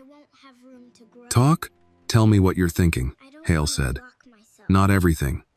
Just what you notice. Annie hesitated. Talking while playing felt strange. Dangerous, even. Chess was where she went to think without explaining herself. But she nodded. Okay, she said. They began. Hale opened conservatively, almost gently. Annie responded in kind. After a few moves, she paused. I'm trying not to block myself, she said. Hale nodded. Why? Because when I block myself, I feel safe, Annie said. But then I can't go anywhere. Hale absorbed that quietly. They continued. A few moves later, Annie frowned again. I don't like this, she said. What don't you like? Hale asked. The way the pieces are crowded, she replied. It feels like everyone's waiting for permission. Hale smiled faintly. And who gives permission? Annie looked at him. You, she said. Hale raised an eyebrow. On the board? She shook her head slowly. No. The rain pressed more firmly against the windows now. Hale made his next move deliberately, opening space, inviting complexity. Annie noticed immediately. You're making it harder, she said. Yes, Hale replied. Why do you think that is? She studied the board. Because if it's easy, I don't have to choose. Hale leaned back slightly. And choosing is scary, Annie said. But also mine. They played on. The game unfolded differently than their others. Slower, heavier. Each move felt like a sentence spoken carefully, aware it could not be taken back. Annie spoke more now, halting at first, then with growing confidence. I think this piece wants to leave, she said at one point. Why? Hale asked. It's done what it can here, she replied. If it stays, it's just in the way. Hale nodded. People do that too. She looked up at him. Stay in the way? Yes, Hubat replied. Out of fear, or habit. She thought about that as she moved the piece. Midway through the game, Annie stopped speaking altogether. Hale noticed but did not interrupt. Her face had grown serious, her attention inward. He waited. After a long silence, she spoke again. Do you think people get angry when someone like me is good at something? The question was quiet, but it carried weight. Hale did not answer right away. Yes, he said finally. Some do. Why? Annie asked. Because it forces them to see things they'd rather ignore, Hale replied. About you, and about themselves. Annie nodded, as if she had expected the answer. Will they be angry at you too? She asked. Hale smiled, but there was no humor in it. Some already are. She studied his face. Does that bother you? He considered. It used to, he said. Now it tells me I'm paying attention to the right things. Annie returned her gaze to the board. The game reached a complicated middle position. Annie saw a tactic sharp, promising, but it required risk. She hovered her hand over the piece, then pulled back. Hale noticed. What stopped you? He asked. I don't want to ruin it, she said. Ruin what? Everything, Annie replied. If I'm wrong, Hale leaned forward. Annie, he said. Do you know what certainty looks like from the outside? She shook her head. It looks like arrogance, he said. And it's often wrong. She frowned. Then how do you know when to move? You don't, Hale said. You decide what you're willing to lose. Annie looked at the board again. She inhaled slowly. Then she made the move. It was not perfect. Hale saw that immediately, but it was brave, honest. The game tilted sharply, forcing both of them to respond with care. "Well done," Hale said. Annie's eyes widened. "Even if it's wrong?" "Especially if it's wrong," he replied. They played the rest of the game in thoughtful silence. It ended not in a win or a draw, but in a position where both recognized continuation would teach them little more. Hale extended his hand. Annie shook it, her grip small but firm. "I feel tired," she said. "That's normal," Hale replied. Thinking honestly is exhausting. Her mother appeared at the door then, umbrella in hand. "It's time," she said gently. Annie gathered her things, then hesitated. "Mr. Hale?" "Yes? If I get better," she said. "Will things get harder?" Hale met her gaze steadily. "Yes," he said. "But you won't be alone." She nodded, satisfied. As they left, Hale remained seated for a while, listening to the rain. He looked at the board, at the place where Annie had chosen risk over safety. He realized something then. This was no longer about chess. It was about preparing a child for a world that would not be fair, and teaching her to see clearly anyway. The 7th Saturday arrived with company. Annie sensed it the moment she stepped into the house. The air felt different, denser, edged with voices that did not belong to staff or routine. She heard laughter echo down the hall, sharper and louder than usual, and the low murmur of men who expected to be heard. She slowed instinctively, fingers tightening around the strap of her small bag. Her mother noticed. "It's all right," she said softly. "Stay close." They reached the courtyard entrance and saw them. 3 men standing near the board, jackets off, drinks already in hand. They were not strangers to Hale's house. They carried themselves like people who belonged everywhere they went. Hale stood with them, his posture relaxed but alert. When he saw Annie, he straightened slightly. "Good morning," he said. "Good morning, sir," Annie replied. One of the men glanced down at her, curious. "This her?" he asked. Hale did not answer immediately. He stepped slightly forward, a subtle shift that placed him between Annie and the others. "Yes," he said. "This is Annie." The man smiled, indulgent. "The chess kid." Annie's stomach tightened. Hale's voice remained even. "She's a person," he said, "who plays chess." The smile faltered, just slightly. Hale turned to Annie. "We can play later," he said quietly. "Or not at all. It's your choice." Annie looked at the board, then at the men, then at her mother. "I want to play," she said. Hale nodded once. "All right." They sat. The men gathered closer, not crowding but watching openly now. Annie felt their attention like weight on her shoulders. She placed her hands in her lap and took a slow breath, just as Hale had taught her. "White or black?" Hale asked. "Black," Annie said. The opening began. Hale played normally, deliberately avoiding anything flashy. Annie responded carefully, but she felt the difference immediately. This was not the quiet of learning. This was the quiet of evaluation. "She's good," one man said after a few moves. "Kids memorize fast," another replied. Annie did not look up. She focused on the board, on the shapes that calmed her when the world grew loud. Still, the voices slipped in. Hale noticed. "Gentlemen," he said without looking away from the board. "If you're going to comment, do it later." The men fell silent, surprised. Annie glanced up at Hale, then back down. The game deepened. Annie made a strong positional move. One of the men let out a low whistle. "That's not memorized," he said. Hale's lips pressed together. "No," he said. "It isn't." Annie felt the pressure rise again, sharper than before. This time, it was not fear of losing. It was fear of being turned into something she did not choose. Midway through the game, Hale made a deliberate mistake, not a blunder, a subtle inaccuracy. Annie saw it instantly. Her heart began to pound. This was different. Correcting him now would not be quiet. It would be public.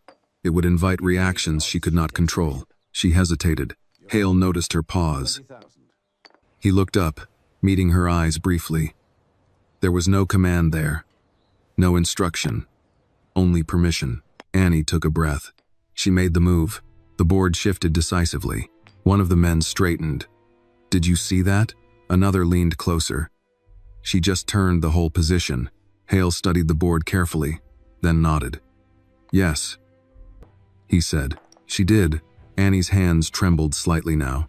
She folded them together, anchoring herself. The men began to speak again, voices overlapping. How old did you say she was? Does she compete? You training her, Hale? Hale raised his hand. She's not an investment, he said. She's not a project. And she's not for sale. The words cut through the noise cleanly. Silence followed. Annie looked at him, startled. The game continued. Hale played precisely now. No longer testing, no longer guiding. He was responding honestly. Annie matched him, the board narrowing toward clarity. She felt herself slip into that familiar calm, the one that existed only when she trusted what she saw. The end came quietly. Hale extended his hand. Well played, he said. Annie shook it. One of the men exhaled slowly. You realize, he said to Hale, that people will want to know about her. Hale nodded. I do. We identifiers in the commerce of crosser. And I'll decide who gets to ask, Hale replied. The men exchanged glances. The atmosphere had changed. What had begun as curiosity now carried respect and something else. Calculation. Annie stood, suddenly tired. Her mother stepped forward immediately, placing a hand on her shoulder. We should go, she said. Hale agreed. Yes. As Annie turned to leave, one of the men spoke again, more softly this time. You're special, he said to her. Annie paused. She turned back, looking at him carefully. I'm just me, she said. Hale felt something settle in his chest when he heard it. After they left, the men lingered. You're opening a door, one said. Yes, Hale replied. You won't be able to control what comes through. Hale looked at the empty board, then toward the hall where Annie had disappeared. I'm not trying to control it, he said. I'm trying to guard it. The men fell quiet. Later, alone in the courtyard, Hale replayed the moment Annie had hesitated, then chosen to move anyway. He understood now what the next danger would be, not losing her confidence, but watching others try to claim it. Power attracted attention, and attention, he knew, was never neutral. The 8th Saturday did not belong to the board. It belonged to the aftermath. Annie felt it before anyone said a word. The house moved differently now. Staff glanced at her a second longer than before, then looked away. Conversations lowered when she passed. It was not hostility, it was awareness. And awareness, Annie was learning, could be heavier than judgment. She stayed close to her mother as they walked through the halls. Did I do something wrong? Annie asked quietly. Her mother squeezed her hand. No, baby, she said. You just did something people don't know how to place. They reached the small study instead of the courtyard. Hale stood by the window, phone in hand, his expression tight but controlled. When he saw them, he set the phone down. Good morning, he said. Good morning, sir, Annie replied. Hale studied her face for a moment. How are you feeling? Annie considered the question carefully. Like I talked too loud without meaning to. It is 9, Hale nodded. That's a good way to describe it. They sat.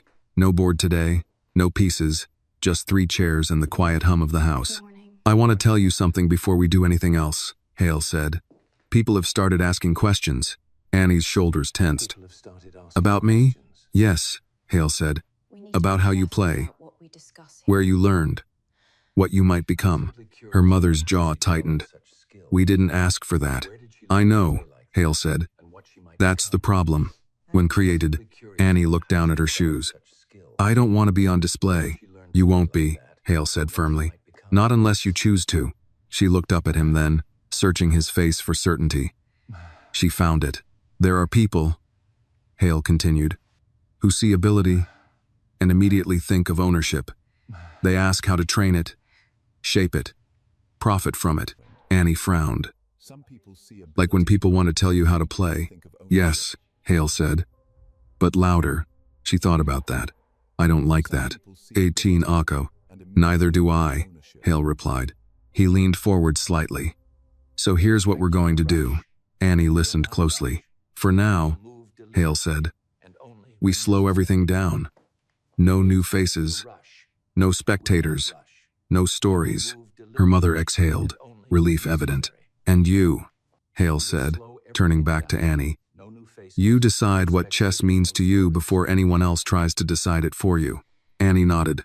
Okay, do you want to keep playing? Hale asked. Yes, Annie said immediately. Do you want to compete? He asked. Annie hesitated. I don't know. That's the right answer, Hale said. He stood and crossed the room, pulling a small box from a shelf. He placed it on the table and opened it. Inside was a simple wooden chess set, worn smooth with use. This was my father's, Hale said. He taught me how to play. Annie looked at the pieces with reverence. Did he make you play? Hale smiled faintly. No, he made me think. He slid the box toward her. I want you to take this home. Annie's eyes widened. I can't. You can, Hale said. And you should. Her mother started to protest, but Hale raised a hand gently. This isn't a gift, he said. It's a tool, and tools belong with the person who uses them. Annie reached out, touching one of the pieces lightly, as if it might vanish. Thank you, she said softly. They did not play that day. Instead, they talked.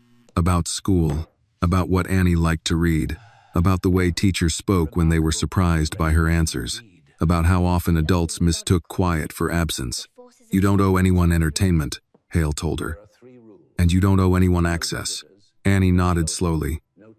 Sometimes I feel like if I don't explain myself, people get mad. That's true, Hale said. But that's not your responsibility. She absorbed that in silence.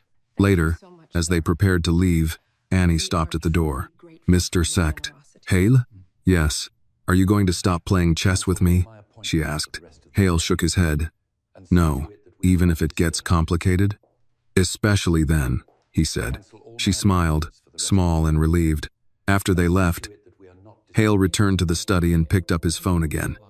He scrolled through messages he had ignored all morning. Invitations, inquiries, offers disguised as concern. He deleted them all.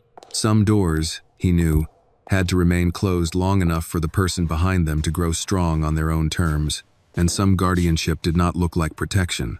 It looked like restraint. The 9th Saturday arrived without warning. No rain, no guests, no unusual tension in the halls. That, Annie would later realize, was what made it dangerous.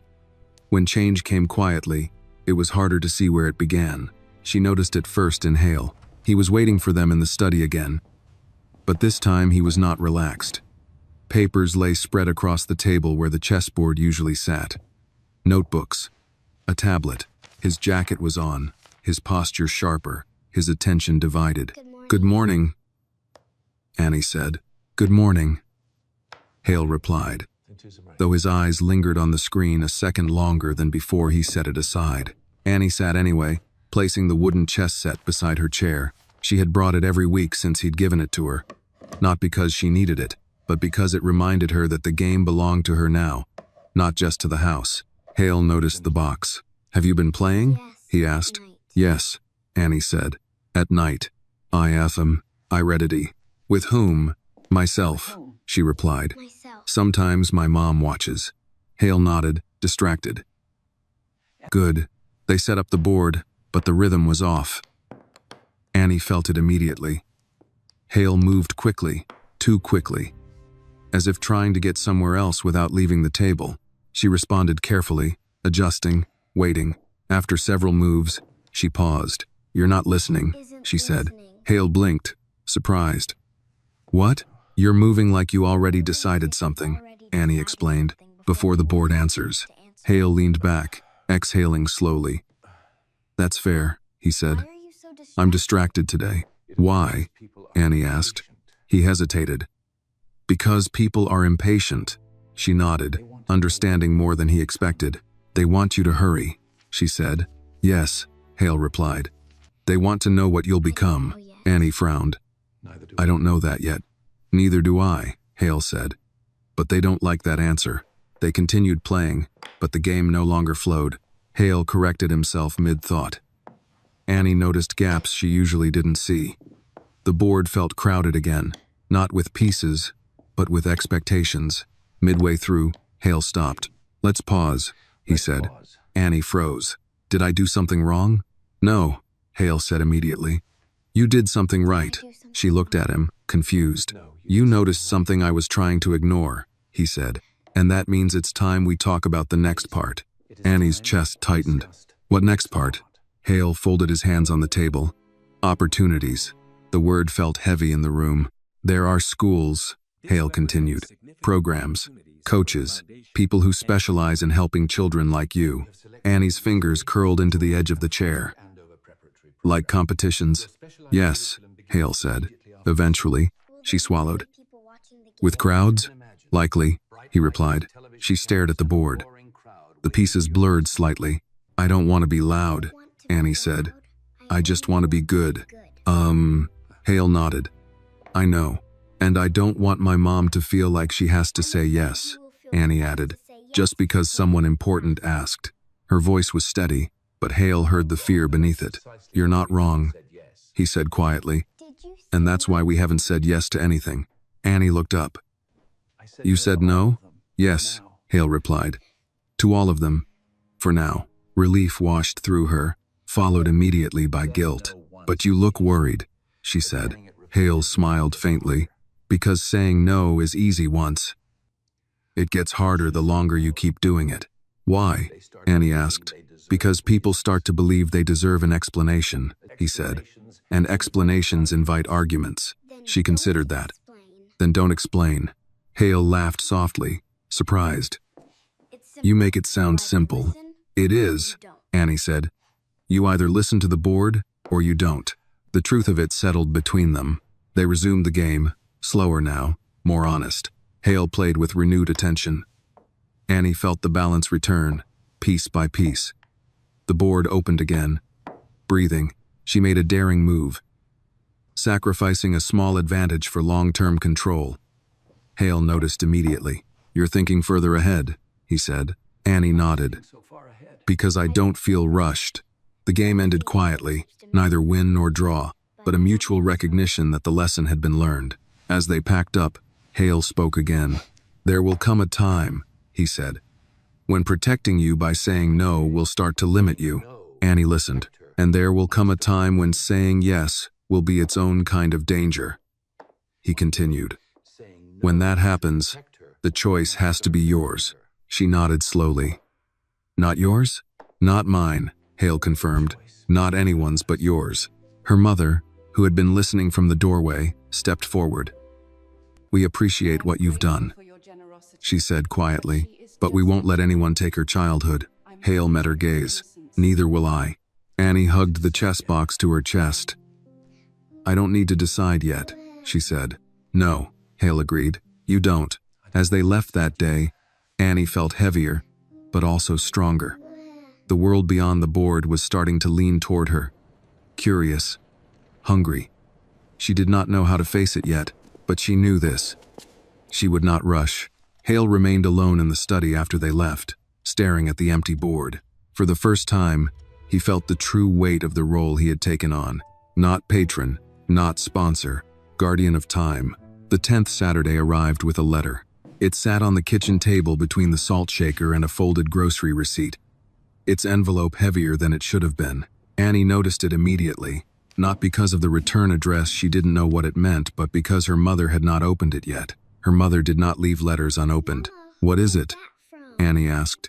Her mother glanced at it, then away.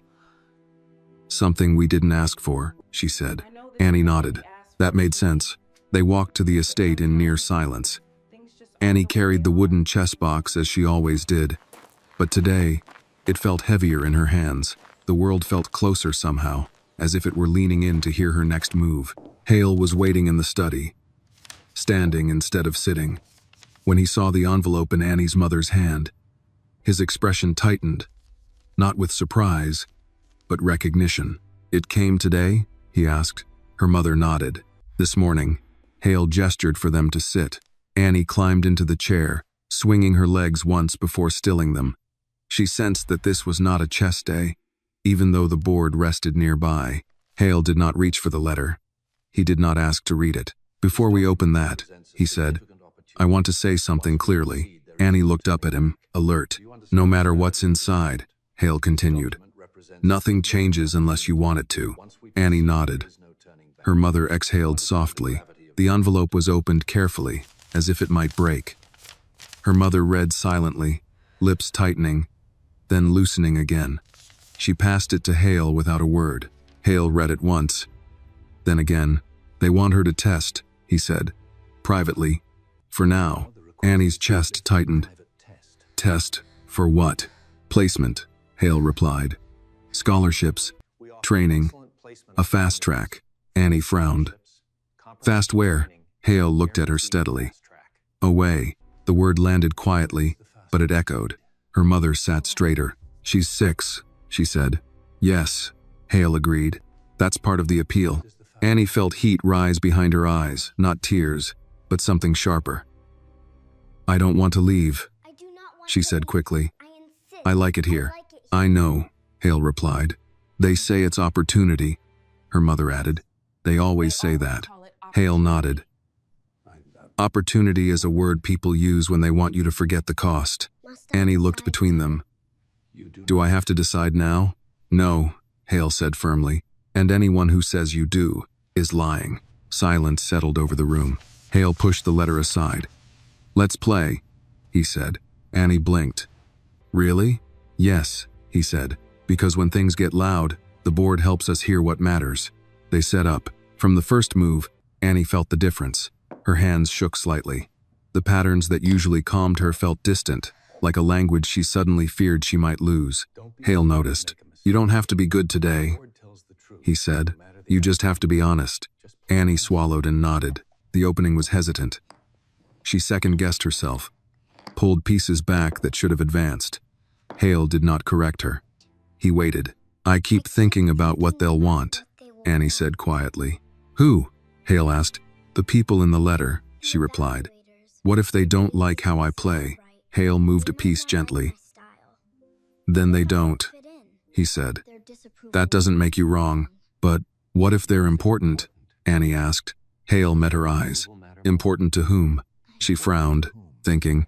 "Not every door needs to be opened," Hale continued. "Some exist to teach you that you can walk past them." The game deepened. Annie began to settle, her breathing slowing. She saw a familiar pattern emerge and followed it, then another.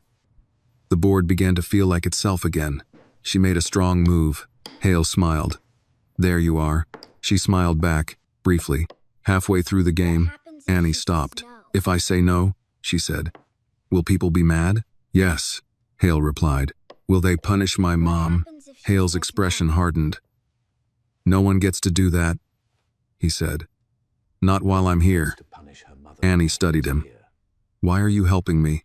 The question hung between them. Hale did not answer right away. "Because," he said finally, "when I was young, I was praised for being fast and loud, and no one taught me how to be careful with myself." Annie considered that. "Did it hurt?" "Yes," Hale said. "Eventually, the game moved toward an endgame." Annie played with more confidence now, choosing clarity over flash. Hale followed, guiding without leading. They reached a position where Annie had a clear advantage, but only if she pushed. She hesitated. "If I win," she said, "it feels like I'm proving something." Hale nodded. "Then don't win for them." She looked at the board again. "I want to win for me." "Then do," Hale said. Annie made the move. The board shifted decisively. Hale saw it immediately and tipped his king with a soft click. "Well done," he said. Annie did not smile right away. She sat with it, letting the feeling settle. "I don't want to test yet," she said finally. "I want to learn more first." Her mother's eyes filled with relief. "We'll tell them that," she said. Hale nodded. "I will." Annie looked up. "What if they don't listen?" Hale stood. "Then they'll learn something too." As they prepared to leave, Annie paused at the door. "Mr. 1, Halle? Yes? Will there be more letters?" "Yes," he said honestly. She nodded. "Okay." That night, after they were gone, Hale sat alone in the study. The unopened future spread across his desk in envelopes and messages he would not answer yet. He understood now what the next test would be. Not whether Annie could play, but whether the world could wait. The 11th Saturday did not come with a letter. That, Annie would later understand, was the sign. The house felt too quiet when she arrived. Not the calm she had grown used to, but a watchful stillness, as if something had decided to wait instead of announce itself. Her mother sensed it too. She moved more slowly, her hand lingering on Annie's shoulder longer than usual. Hale met them at the door himself. "You're early," he said. "So are you," Annie replied. He smiled faintly, then stepped aside to let them in. "We won't be using the study today," he said. "There's something I want you to see." They followed him down a corridor Annie had never walked before. Past rooms that felt older, heavier, as if they carried memories instead of furniture. At the end was a small office with no windows, just shelves and a single desk. The air smelled like paper and dust. On the desk lay a thin folder. Hale did not sit.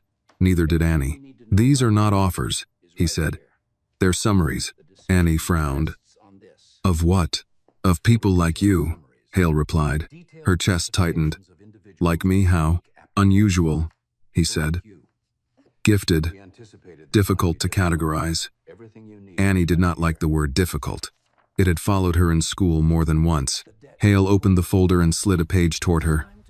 She could not read all of it, but she recognized words she had heard whispered before.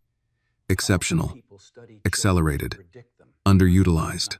"They study children," Hale said. "Not to understand them, to predict them." Annie looked up. "Like chess?" "Yes," Hale replied, but without asking permission. Her mother stiffened. "Why are you showing us this?" "Because," Hale said, "this is what happens when decisions are made without the person at the center of them." Annie stared at the paper, then pushed it away. "I don't want to be predicted," she said quietly. "I want to be surprised. I want to be surprised." Hale nodded. "So do I." With a defecate to 90 wizened plies, he closed the folder. "They're not wrong about your ability," he continued. "But they are wrong about the timeline." Annie tilted her head. "What timeline?" "The one where children are allowed to be children," Hale said. Silence settled around them. Hale reached into a drawer and pulled out a photograph. He placed it on the desk between them. It showed a boy, no older than 10, seated at a chessboard far too large for him. Adults loomed behind him, smiling for a camera. "That was me," Hale said. Annie's eyes widened. "You?" "Yes," he replied. "I won that tournament. They said I was a prodigy." "What happened?" Annie asked. Hale exhaled slowly. "I learned to perform," he said, "and I forgot how to listen." The words sat heavy in the small room. "They took the quiet out of it," he continued. "And once that was gone, I never got it back." Annie studied the photograph. "You look scared," she said. Hale nodded. "I was. Eyes." She pushed the photo gently back toward him. "I don't want that. You won't have it," Hale said firmly. "Not if I have anything to say about it. But you said you wouldn't decide for me," Annie said. He smiled slightly. "I won't decide where you go," he said, "but I can decide who gets to push." Her mother placed a hand over Annie's. "We'll protect her," she said. "I know," Hale replied. "But protection isn't enough anymore." Annie looked up. "What do you mean?" "It means," Hale said carefully, "that people will stop asking soon. They'll start assuming." Annie felt a chill run through her. "Then what do we do?" Hale looked at her for a long moment. "We make your voice louder than their expectations," he said, "without making you small." Annie frowned. "How?" "By choosing one thing," Hale replied. "On your terms." Her mother inhaled sharply. "What kind of thing?" "A public refusal," Hale said. "Clear, calm, documented. Too." Annie blinked. "You want me to say no?" "Yes," Hale said. Out loud. Once. Annie's heart began to race. "What if they don't like it?" "They won't," Hale replied. "That's the point." She thought about the board, about hesitation, about choosing what she was willing to lose. "What would I say no to?" she asked. Hale leaned forward slightly. "A showcase," he said. "An exhibition match they're arranging. They want you to play an adult. Film it. Package it." Annie's stomach twisted. "Like before," Yes, Hale said, but louder. She closed her eyes for a moment. If she said no, she might lose chances she didn't understand yet. If she said yes, she might lose something she already had. I don't want to be someone's story, Annie said finally. I want my own. Hale nodded. Then we say no. Her mother squeezed her hand. Are you sure? She asked gently. Annie nodded. Yes. Hale straightened. Then I'll make the call. He did not do it in front of her. He stepped into the hallway, closing the door softly behind him. Annie sat very still. What if this changes everything? She whispered. Her mother knelt in front of her. It will, she said. But not all change is loss. Minutes passed. Annie counted her breaths. When Hale returned, his expression was unreadable. It's done, he said. Annie searched his face. What happened? They were unhappy, Hale replied. They reminded me of what you were turning down. And? Annie asked.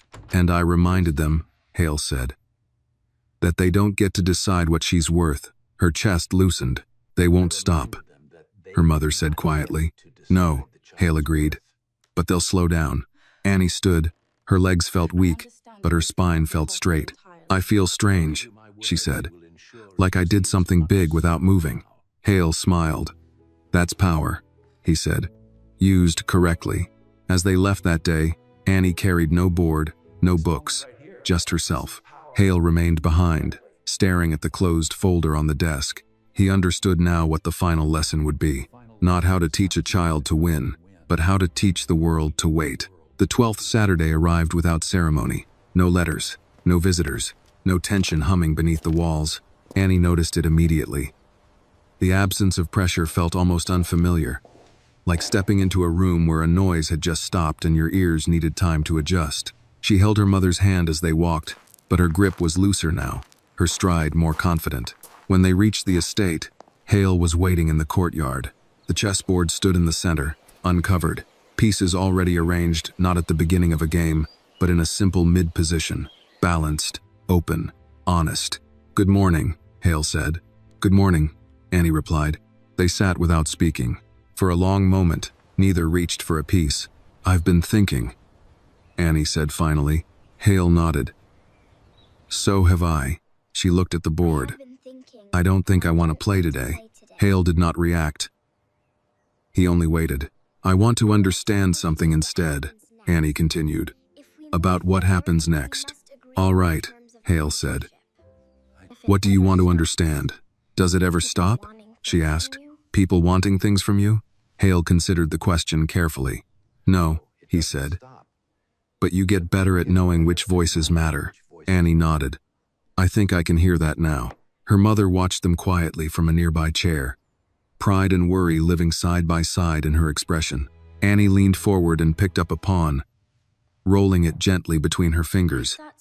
I thought saying no would make everything louder, she said. But it didn't. Hale smiled faintly. That's because no is a complete sentence. It doesn't invite arguments unless you add more words. She set the pawn back down carefully. I like that. They sat in silence again. The morning sun crept across the courtyard stones, warming the air. Somewhere inside the house, a door closed softly. Life continued, unremarkable and steady. I'm not done learning, Annie said. No, Hale agreed. You're just beginning. But I don't want to rush, she added. And I don't want to be someone people point at. Hale met her gaze. Then don't be. She frowned slightly. Is it really that simple? He smiled, not unkindly. Simple isn't the same as easy. Annie accepted that. She stood suddenly and walked around the table, studying the board from different angles. This position, she said, pointing. It's not winning or losing. No, Hale said. It's alive. I like alive, Annie said. She looked up at him. Can I change the board? Hale nodded. Of course.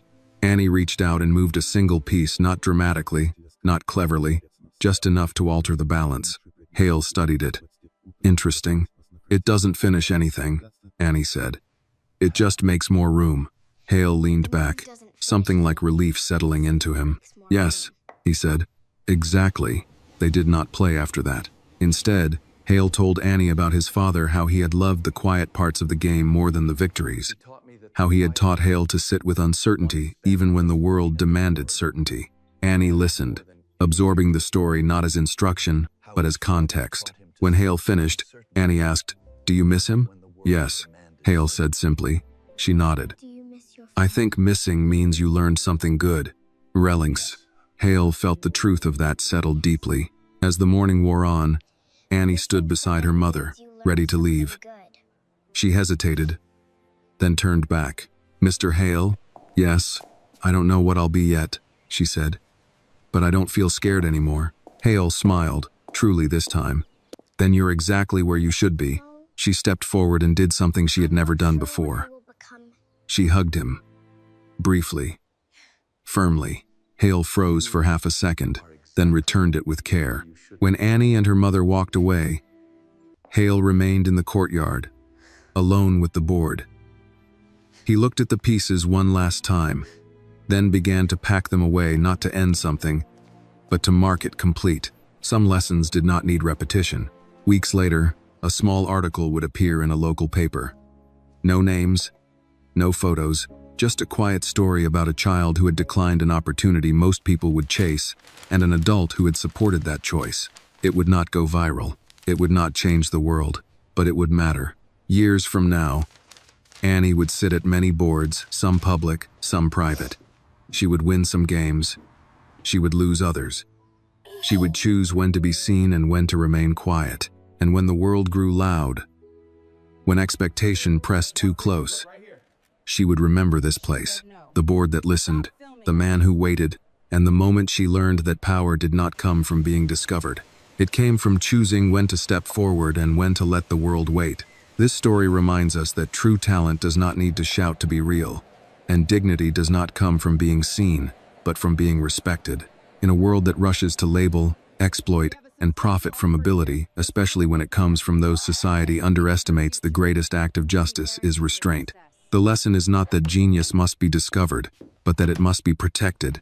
Protected from ego, from greed, from expectations that arrive before understanding. Power, the story teaches, is not winning loudly or early. It is choosing when to speak, when to say no, and when to grow in silence until the voice belongs fully to the one who carries it. This video is a work of fiction created with the assistance of artificial intelligence. All characters, events, and situations are not real and do not represent any actual people or true stories. The content is intended for storytelling and emotional illustration only.